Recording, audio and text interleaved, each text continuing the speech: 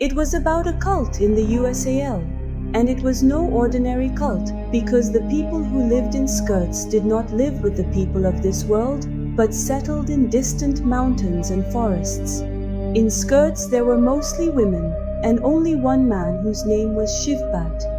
Shivard was actually the leader of that cult. He used to guide all the women and everyone followed him. This was divided into two parts, in which one group had the color of the wife's dress pin and the daughters had the color of their clothes blue, and these were all wives, daughters, and they regarded Shepherd as their deity, believing that Shepherd had granted them existence since each of these women was encountered in various dire situations.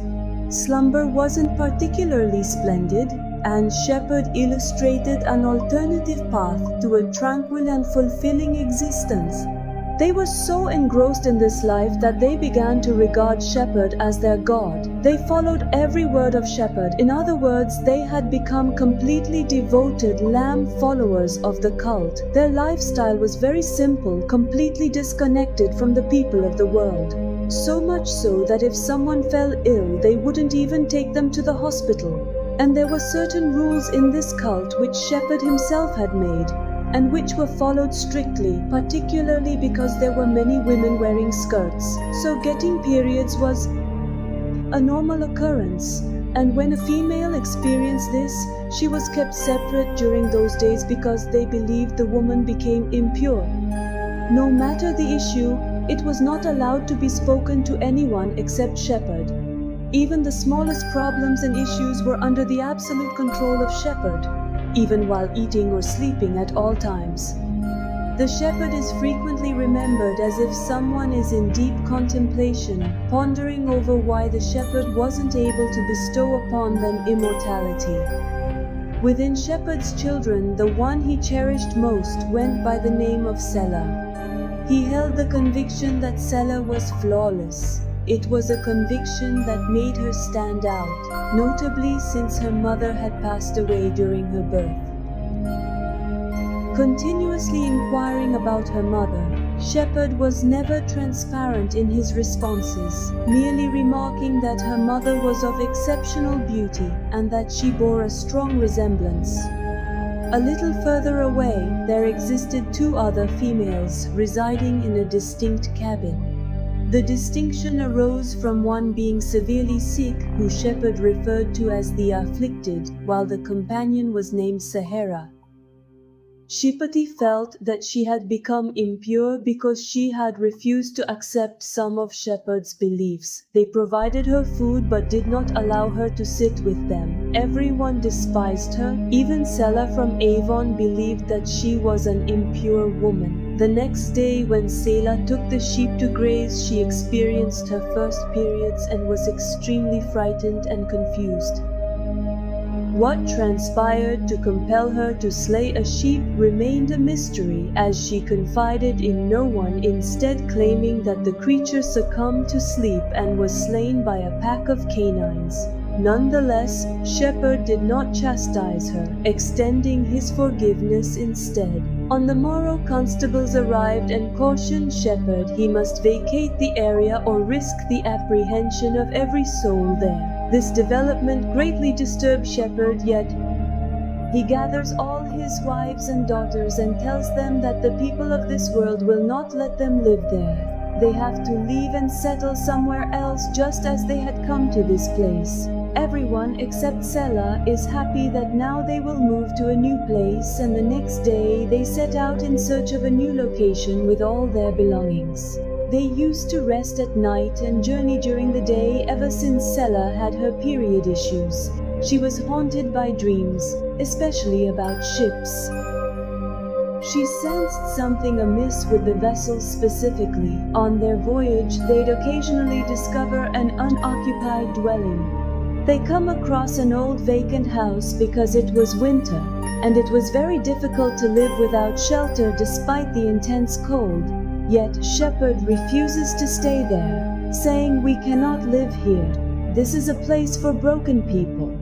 She calls this place home and says, "We're different from these people. We don't want to become like them."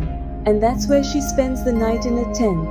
Then one of Selah's sisters learns about her periods. She tells everyone about it, and upon Shepard's instructions, Selah is kept with that Empire Sarah for a few days. During this time, Sarah shares a lot with Selah, especially about the help she received and about Shept. She reveals that when Selah was born, her mother was very sick with an infection and needed a doctor, but because of the shepherd, she wasn't taken to the hospital and ultimately died. Love then asks, "Why are you still here after all this time? Why haven't you left all this behind?"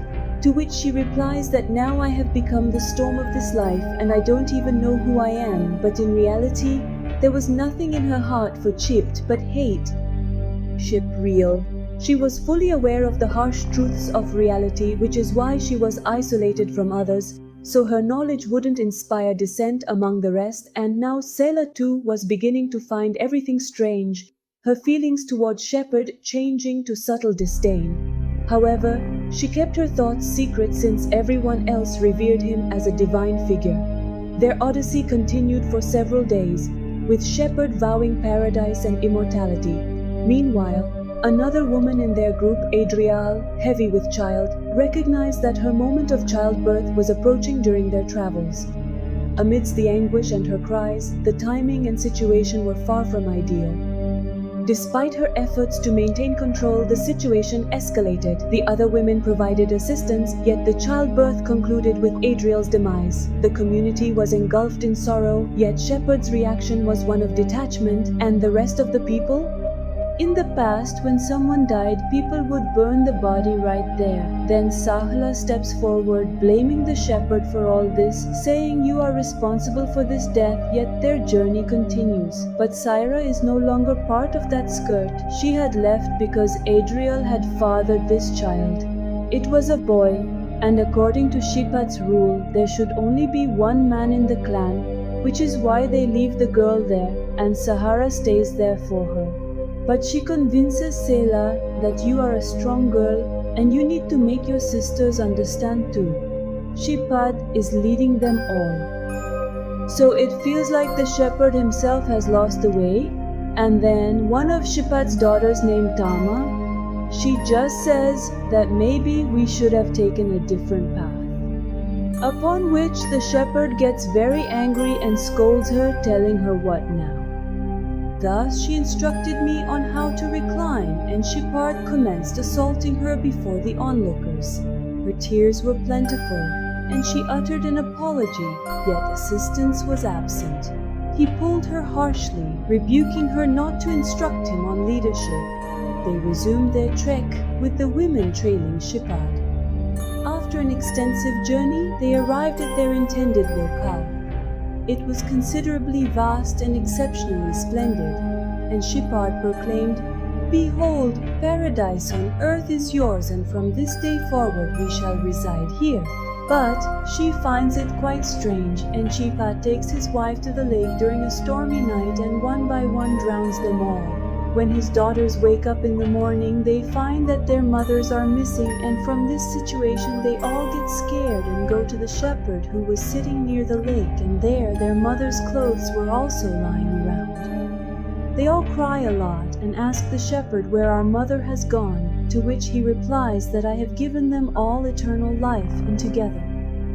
He tells the daughters that now you have to take your mother's place, you all will become my wives and serve me, and he tells Selah that you will become my favorite wife and make everyone else obey, and my full focus will be on you. Upon which Selah steps forward and tells him that she doesn't want to become his wife, nor does she want his grace. At this, the shepherd gets very angry and slaps Selah.